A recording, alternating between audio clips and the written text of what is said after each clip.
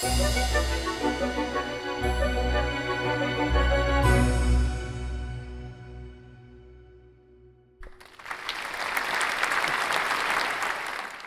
am a professional teacher evaluator. And for the past 15 years, I've been traveling throughout the United States and China, trying to answer the not so easy question of how do we make our teachers better. And on a series of recent school visits here in China, school leaders asked me how their teachers could further creative thinking and creativity in their classes. They wanted to address the claim that their students were mostly rote learners. And as the claim goes, that beyond the memorization of facts and figures, their students really didn't have the opportunity to put this knowledge to use outside of the classroom. Now, they've heard that in the West, their Western counterparts have smaller classes. Maybe there is more opportunities for group interaction. And students there have an opportunity to pursue topics that are of genuine interest to them. And so school leaders are now looking for ways to inject new teaching methodologies into the Chinese classroom. And as a teacher evaluator, there are certain things that I look for whenever I observe a class. One thing that I look for in particular are the types of questions that teachers ask. Questions are a way of bringing the textbook material to life. They're a way of directly engaging the students and making sure that the students stay on task. They're also a way to check for understanding, to make sure that the students are actually absorbing what they're supposed to be learning. But not all questions are created equally. Take a look at this pair of questions here. The first one, question A, reads, "Do you know what climate change is?" And the second one, question B, reads, "What are 3 causes of climate change?" Now, which one of these questions better assesses student learning? If you said B, you're right. Question B requires you to possess a specific type of knowledge in order to answer this question. Either you have this information or you don't. And so let's go ahead, and this time we'll add another question into the mix. Take a look at question C. Why do some claim that climate change is the biggest crisis facing this generation? Now, which one of these better assesses student learning? Well, this question may be a little more difficult than the previous one because they both can. And so the former assesses student knowledge, while the latter gives students an opportunity to think of the consequences of an impending disaster. And so in the ideal class, students would first ask, or teachers rather, would first ask question B to establish the foundation knowledge. And then they would ask question C to give students an opportunity to use this knowledge.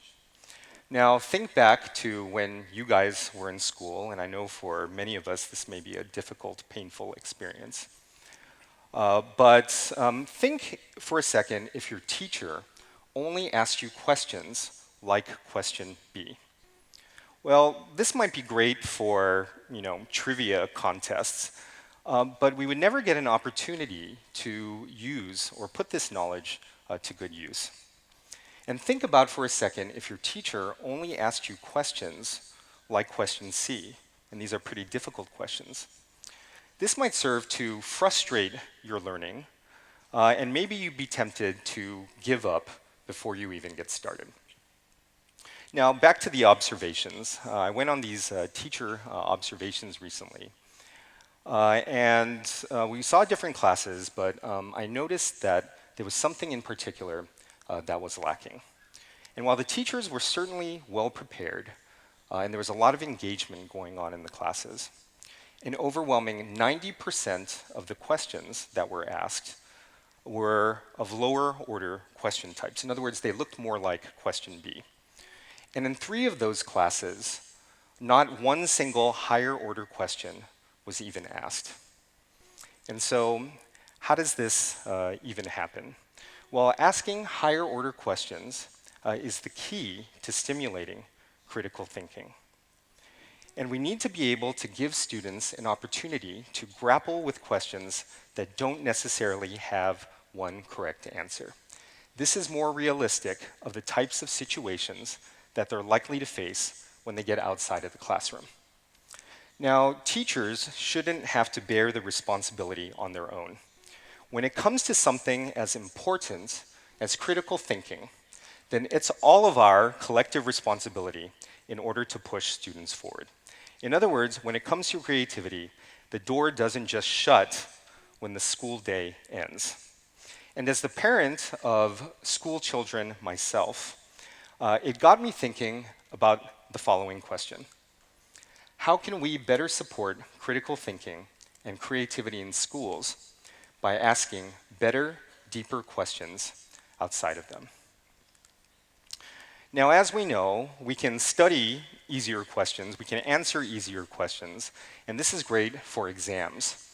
But as participants in society, we all know that we have to deal with questions that are a lot more complicated than those found on a multiple choice test. In reality, right, and we can see here, real life is a bunch of squiggles. There is not necessarily a blueprint that tells us how to get from A to B. And so with this type of situation, it's important that we expose our students to a degree of uncertainty in their classes and not just wait until they have to experience it for themselves for the first time outside of the classroom. You know, these days we send our kids to piano practice at age 4, maybe soccer practice at age 5, maybe they learn English at 3 months, I don't know, it's getting earlier and earlier these days.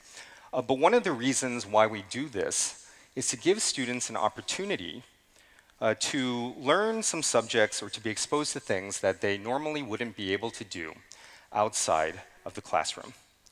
So when it's something as important as critical thinking at stake, does it not also make sense to expose our students to these tougher questions earlier when the stakes are not as high? Now, when we ask tougher questions, such as why questions, it's a lot more difficult. And it's difficult for a number of different reasons. And one reason it tends to be difficult is that in answering a why question, students need to put themselves out there. There's a risk there. There's a risk that, well, maybe they feel they won't say the right thing, or maybe they'll be judged by their classmates. But we need to do a better job of encouraging this and instilling in our students the grit necessary to be able to persevere against challenging topics that come their way. And so what schools need to then do a better job of, because we assume to a certain degree that in school, students are able to connect the dots for themselves. In other words, we assume that they can take whatever knowledge that they learn in school and somehow be able to figure out how to use it outside of it. But this assumption is dead wrong. And in fact, schools need to do a better job of not just teaching students the what or the content, but getting them to how by asking more whys.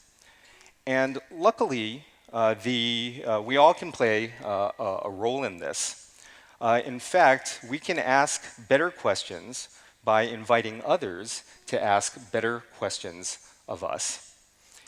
And here are 3 ways in which you can do that. So let's go ahead and start with number 1. We can first start with a what question, but don't end there. Remember, when we ask a what question, this is the starting point. And when we ask these types of questions in class, students get a little bit excited because it's one of these answers where if you get it, you get it, and if you don't, you don't. But let's take a question that we started out with earlier, and it's this one. What are 3 main causes of climate change? And so if I were to ask this to my students, students could easily find the answer by doing a quick search on the internet, or maybe they would review their class notes. But the point is, it would take little effort to answer this type of question. But asking this type of question is deceptive. Because if you get enough of these right, it could give you this false sense of security. Like, oh, I know the answer, right? But as we know, our jobs in all of this is to move beyond the textbooks, because this is what the textbooks are for. And our job is to put some kind of real-world spin on the type of content that students are learning in school. So there's a way to make this kind of question a little more productive. Rather than just asking students the what we could do instead is have them explain or paraphrase what they learned in class. And so consider the transformation. We changed what are 3 causes of climate change to explain what the 3 main causes of climate change are. And here, by asking this question instead, students need to give a little bit more. In other words, it's not just a safe answer. They have to go ahead and take that risk and put themselves out there. So once we've established the what, then we can start making connections by asking a series of why questions. And so asking these why questions gives students an opportunity to connect whatever knowledge they have to something personal in their lives. And so here are just some examples of possible why questions that students can ask. Well, why is climate change important for me, someone who lives here in Guangzhou? Why should I, as a student, be concerned about this now and not later? And why is this relevant? And when students make information or abstract information from textbooks relevant, then they can see the value in this, and they start asking themselves, okay, how can I take this information and put it in my sphere of influence, and to think about how this could be useful in my everyday life. So once we've established the what, and then we figured out how to connect it with the why, then we can start the fun stuff, right? Trying to solve by asking the hows. And here are some of my favorite how questions that I like to ask. The first one is, how do you know? So in our earlier question about climate change, rather than just giving the answers, students then have to back up their answers. So what are the 3 main causes of climate change, blah, blah, blah. And then you can ask, well, how do you know this? And by asking this question, students then cannot just get away with the easy answer. In other words, they have to provide some sort of evidence and to be able to defend their answer against some logical attack. The second question, how might your perspective be different from that of others? And this forces students to empathize with others. For example, if they're in some kind of debate or something, then this gives students an opportunity to evaluate the grounds of the other side and to consider their needs and maybe to find some common ground. And the final question is, how can you solve this problem? And of course, this is kind of the queen mother of all questions. It's huge, right? But in doing so, students have to synthesize all of their previous knowledge and be able to figure out how to make this their own and to be able to apply themselves. And by taking this huge question and boiling it down into manageable parts, this is a valuable part of the process. Now, what's the takeaway from all of this? Well, for you students who are listening to this is an opportunity for you to extend your learning past the exams. It's an opportunity that will serve you well into the future. In other words, you're not just answering questions for questions' sakes. You're doing it in order to prepare yourselves for the types of uncertainties that you're likely to face. If you're a parent listening to this, asking better questions is a great way to help your student to review. By them having to explain content that maybe they're not as, or maybe that you're not as familiar with, they then have to think about how they're going to put this into sort of digestible pieces for you to be able to understand it, and it's a great way to be able to consolidate learning. If you're a teacher listening to this, think about how you could further integrate higher order questions into your classes. And if efficiency is one of the reasons why you're not asking enough higher order questions, then evaluate the sort of activities you do with your students in class. And if they don't go toward the goal of advancing critical thinking and creativity, then think about whether or not these activities are truly relevant. And if you're a lifelong learner, ask yourself these questions in order to test your assumptions about what you think you already know. At the very least, you'll be able to empathize with the other side and to possibly find some common ground. Now, it's naive for us to think, and for me to stand up here and to say that, just by asking a few more how questions or a few more why questions, that this is going to be enough to create the next generation of great innovators and critical thinkers. After all, it takes a kind of group effort, one in which schools collaborate with teachers and students and parents to create an environment where risk is rewarded and there's no fear of getting an answer wrong. But in schools today, we tend to reward the right answers and to penalize the wrong ones. And as Dr. Ken Robinson and other educators have noted, our schools are in danger of falling hopelessly out of date in preparing our students for the challenges that come along with the mid-21st century. And so if risk is something that we hope to promote among our students, then it's only fair that we allow our teachers to be able to take these risks as well. And by giving them a place to ask more hows and more whys, this models the very type of critical thinking that we hope to instill in our students. So if we can all improve and support critical thinking by asking a few extra questions each day, then maybe the most appropriate question we should be asking ourselves is why not? Thank you very much.